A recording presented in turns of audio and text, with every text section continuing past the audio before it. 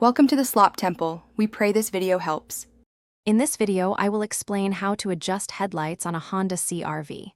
Proper headlight alignment is crucial for both your safety and the safety of others on the road. If your headlights are aimed too high, you might blind oncoming traffic, leading to dangerous situations. Conversely, if they are too low, your visibility will be severely limited, especially at night. Over time, even minor changes like suspension wear or carrying heavy cargo can affect your headlight aim, making periodic checks important. Before you begin, gather a few simple tools. You will need a Phillips head screwdriver, and for some models, a 10mm socket might also be useful. Grab some masking tape and a tape measure. Find a flat, level surface, like a garage or driveway, and park your Honda CRV about 10 to 25 feet away from a blank wall. Make sure your tire pressure is correct and the vehicle has its typical load. Now, let's adjust the headlights.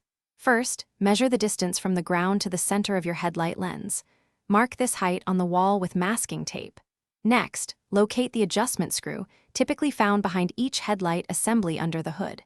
Use your Phillips head screwdriver to turn the screw. Turning it one way will raise the beam, and the other way will lower it. Aim the top of the low beam pattern to be at or slightly below your marked line. After making your adjustments, take a moment to verify the aim. The top of the low beam pattern should generally be at or just below the center height of the headlight lens.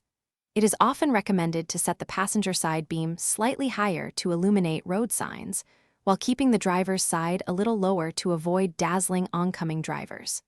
Take your Honda CRV for a short night drive to confirm the new aim provides excellent visibility without bothering others. Thanks for watching. Consider subscribing if we helped you.